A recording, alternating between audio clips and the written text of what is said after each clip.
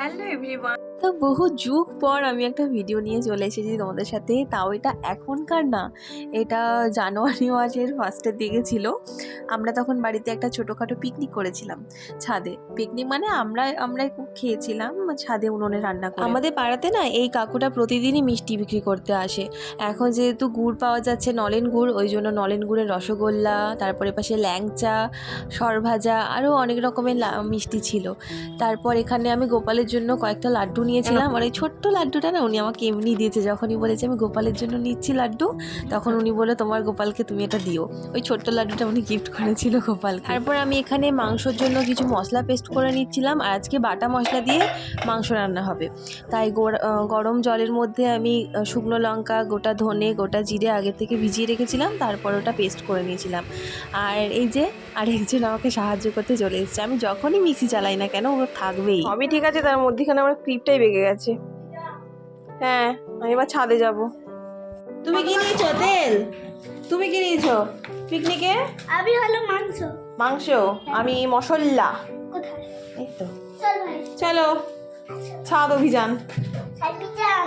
ছাদ অভিযান। বল সাইকেল যাই। চলো চলো চলো। হ্যাঁ? রাখো। এখানটা রাখ, চলো। ওকে রাখ, এখানটা রাখ, এখানটা রাখ।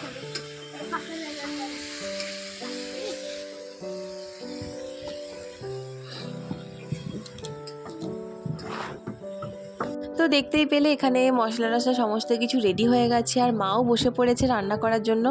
আজকে সমস্ত রান্না কিন্তু মাই করছে, আমরা সব জোগাড় টোগাড় করে দিচ্ছি। আর এখানে দাভাই মাংসটা ম্যারিনেট করে দেবে মাকে, তার জন্য সমস্ত কিছু রেডি করে নিচ্ছে। মা একে একে হলুদ গুঁড়ো, লঙ্কার গুঁড়ো আর জিরের গুঁড়ো দিচ্ছে। মা কিন্তু জানতো না যে বাটার মধ্যে জিরের গুঁড়ো আছে। এটা দেওয়ার পর উপর থেকে আবার তুলে ফেলেছিলাম আমরা, না হলে জিরের না বেশি গন্ধ হয়ে যেত। তারপরে যেটা বাটা মশলাটা ছিল, বাটা মশলাটাও দিয়ে দেওয়া হলো, আর একটুখানি টমেটো পেস্টও দিয়েছিলাম।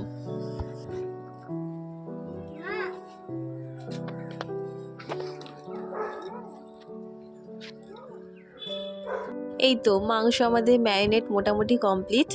এবার এটা কিছুক্ষণ রেস্ট দেওয়ার পরে রান্না চাপানো হবে।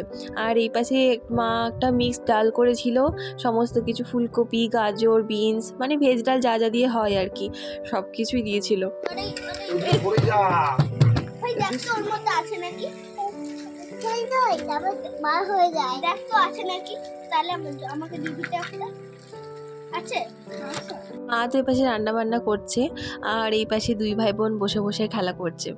আমাদের না শীতকাল এলেই উপরে আমরা সানডে দেখেই দুপুরবেলা বা রাত্রেবেলা এরকম উনুনে কিছু একটা রান্না করে খাই, আর সেদিনই আমাদের পিকনিক হয়ে যায়। চিনির কাপটা হাতের সামনে পেয়ে মুট করে মুখে।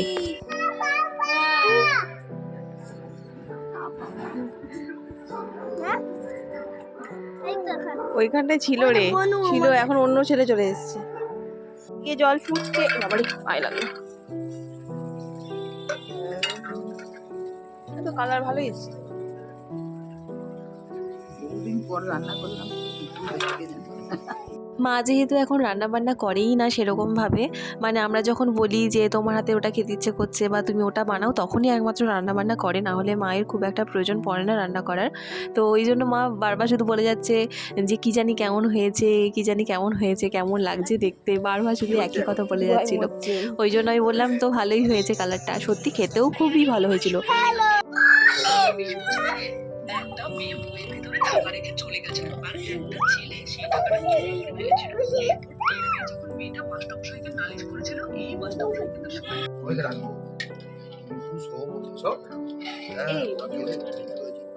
এই খাবার রিভিউ দিবি। তোরটা তো খেয়েই যাচ্ছিস, আর রাজা তো বেড়েই যাচ্ছে। হ্যালো, ভালো হয়েছে ডালটা। তারপর আমরা একে একে সবাই খেতে বসে গেছিলাম। তো আজকে কি কি রান্না হয়েছিল সেটা বলি। ভেজ ডাল, ঝুরি আলু ভাজা, স্যালাড আর খাসির মাংস। এইটুকুই ছিল। আসলে আমাদের ঠিকই ছিল না যে আমরা ছাদে এরকম রান্না করে খাবো। রবিবারে এমনি একটু দেরি হয়, একটু বেলা হয়ে যায় রান্না বান্না বসাতে, কিন্তু সেদিন হঠাৎ করেই 11টার সময় হুজুগ উঠেছে যে আজকে ছাদেই রান্না করে খাবো। যার জন্য আজকে একটু রান্না করতেও দেরি হয়ে গেছে আর খাওয়া দাওয়া করতেও অনেকটাই দেরি হয়ে গেছে। এই যে আরেকজন, ওকে বলছি ঝোলটা নিস না, খুব ঝাল, খেতে পারবি না। বলছে না পারবো পারবো, আসলে সবাইকে দেখছে খেতে, ওই জন্য ও খাবে বলছে। একটুখানি ঢেলেছে, এইটুকু খেয়াল আছে যে বেশি ঢাললে ঝাল হয়ে যাবে, একটুখানি ঢেলে তারপরে খাচ্ছে। বাচ্চারা তো আসলে সবার দেখে দেখেই শেখে, সবাই যেহেতু ঝোল দিয়ে খাচ্ছে ওই জন্য ওরও ঝোল দিয়ে মেখে খাওয়ার ইচ্ছে হয়েছে, ও দিদিকেও আবার একটুখানি ঝোল দিয়েছে। এবার আমিও খেতে বসে পড়লাম। ভেজ ডালটা আজকে সত্যিই খুব ভালো হয়েছিল, আর ঝুরি আলু ভাজাটা না এত ভালো হয়েছে, আমরা আশাই করিনি যে এতটা মুচমুচে হবে আর এতটা ভালো হবে। আর ডালের সাথে গন্ধরাজ লেবু, এটা তো জাস্ট দারুণই লাগে। এটা বলার আর নিশ্চয়ই কিছু থাকে না যে ডালের সাথে একটুখানি লেবু চিপে ঝুরি আলু ভাজা দিয়ে মেখে খেতে কী ভালো যে লাগে, সেটা সবাই জানে। আর সত্যিই খুব ভালো লাগছিল খেতে। তারপরে বলি মাংসর কথা, মা যেটা ভয় পাচ্ছিল যে মা হয়তো অনেকদিন রান্না করেনি বলে খারাপ খেতে হয়েছে, একদমই না। মা যেরকম রান্না করে সেরকমই হয়েছে, খুব ভালো হয়েছিল, খুব মানে খুবই ভালো হয়েছিল। আমার কাছে না এরকম ভিডিও অনেক রয়েছে, মানে কোথাও গেছি বা বাড়িতেই কোনো কিছু করেছিলাম, ভিডিও করে রেখেছিলাম, কিন্তু না এডিট করা হয়নি, মানে সময়ের অভাবে এডিট করে ছাড়া হয়নি। কিন্তু এবার থেকে ভাবছি আস্তে আস্তে সব ভিডিওই তোমাদের দেখাবো। ভিডিওটা ভালো লাগলে ফলো করে দিও, টাটা।